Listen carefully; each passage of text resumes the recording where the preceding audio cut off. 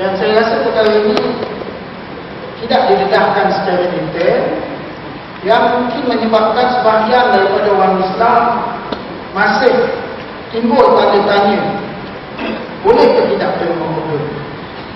Dan yang kedua, apa manfaat terima hudud? Kalau dia tanya boleh ke tidak, dah kata boleh, dia tanya lagi apa yang dia dapat. Padahal kalau kita faham apa yang dimaksudkan dengan derma, dalam istilah fiqh, istilah syarak, derma itu menggunakan perkataan hibah,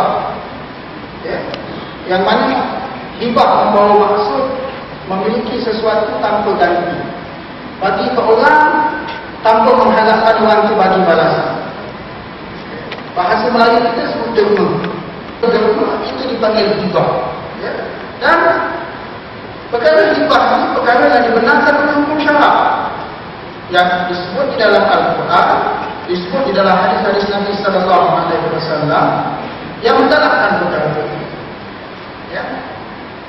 Sebab itu kita lihat dalam Al-Quran, dalam surah An-Nisa ayat yang keempat.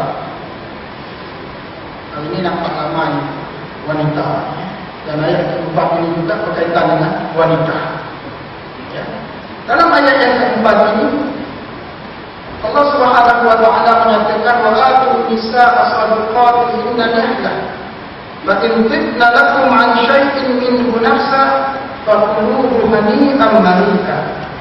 Berikanlah kepada perempuan-perempuan itu, yakni pengantin-pengantin perempuan itu, mas kawin mereka sebagai pemberian yang wajib. Kemudian jika mereka dengan suka hatinya memberikan kepada kamu pengantin lelaki sebahagian daripada mas kawinnya, maka makanlah pemberian yang halal itu sebagai nikmat yang lazat lagi baik dan surga. Ya. Isteri berhak, ini bukan ceramah nikah kahwin, tapi saya sebut sikit tentang ayat ini. Isteri berhak minta mas kawin berapa banyak yang dia nak. Ini kelemahan wanita, dia tak tahu. Dia nak berapa 120. Suami pun senyum, berapa 120, bagi dah. Cuba dah tambah 30 120. Alam macam ni. Ya. Ini hak wanita suatu akad nikah. Yang dia berhak menentukan berapa banyaknya dia nak. Ya. Dan suami yang menyerahkan itu, ya, berdasarkan ayat keempat pada surah An-Nisa ini, sekiranya isteri memberi semula kepada suami sebahagian daripada mas kawin itu, maka itu adalah hibah daripada isteri, derma daripada isteri kepada suami, dan suami boleh ambil. Ya. Tapi kalau suami tuntut balik mas kawin, itu perkara yang dilarang oleh agama. Sebab itu disebut hibah, derma, perkara yang dibenarkan dan digalakkan oleh agama. Ya. Dalam surah Al-Baqarah ayat 177, Allah Subhanahu wa taala menyatakan wa atal mala ala hubbihi dzawil qurba wal yatama wal masakin wa ibnis sabil. Ya.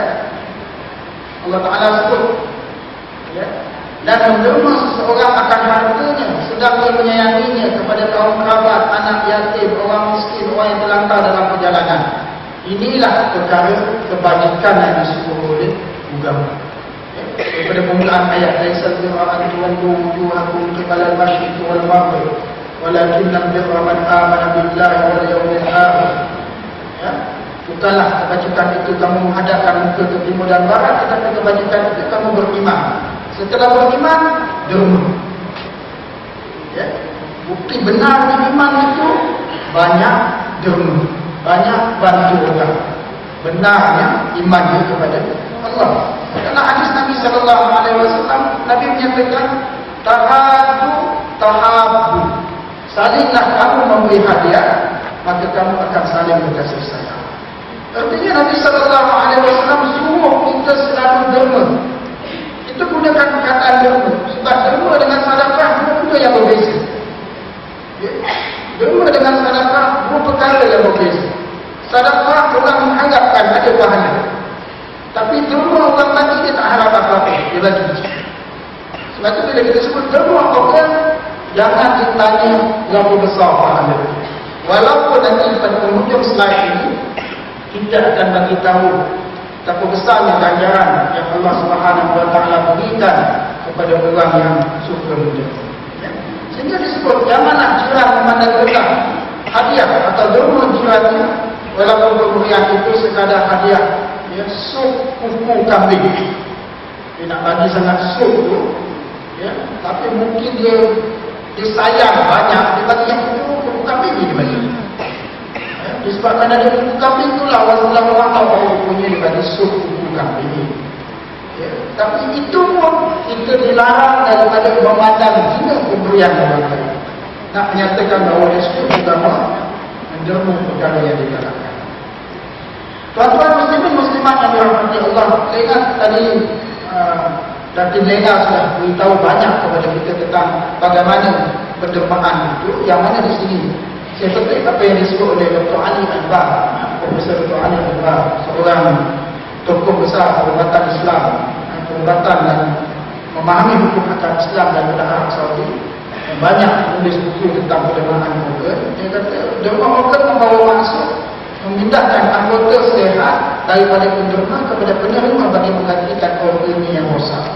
Ya, sama ada yang penting anggota itu elok boleh digunakan, sama ada penerima itu masih hidup atau penerima itu sudah mati, untuk menggantikan organ penerima yang sudah rosak yang belum meneruskan kehidupannya. Sebenarnya isu menderma organ ini bukan benda baru.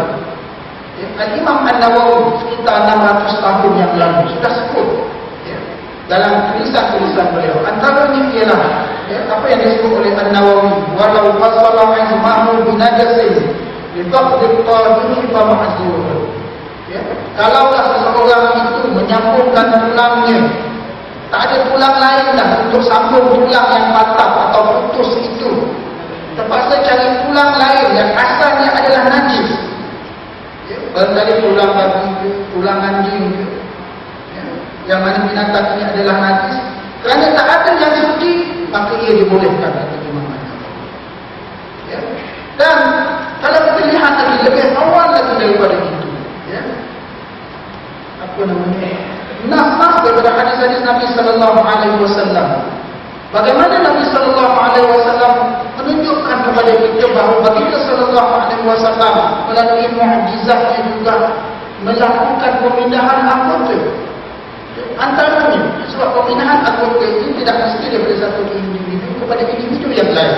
Antaranya yang saya ingat, ya, dalam satu peperangan, seorang sahabat Nabi Sallallahu Alaihi Wasallam, ya, dia dibalik oleh musuh menggunakan batu yang besar kepala dia, sehingga biji mata dia terjatuh. Dia sempat sambut biji mata yang jatuh. Wallahu a'lam macam mana dia sambut. Bila dah jatuh, mana boleh nampak kan? Tapi dia nampak mata dia jatuh. Ya. Terjatuh, terkeluar daripada mata dia dan dibawa oleh Nabi Sallallahu Alaihi Wasallam. Mata aku terjatuh ya Rasulullah. Nabi pun bawa mata dia balik. Nabi sumpah gula kosong balik macam biasa.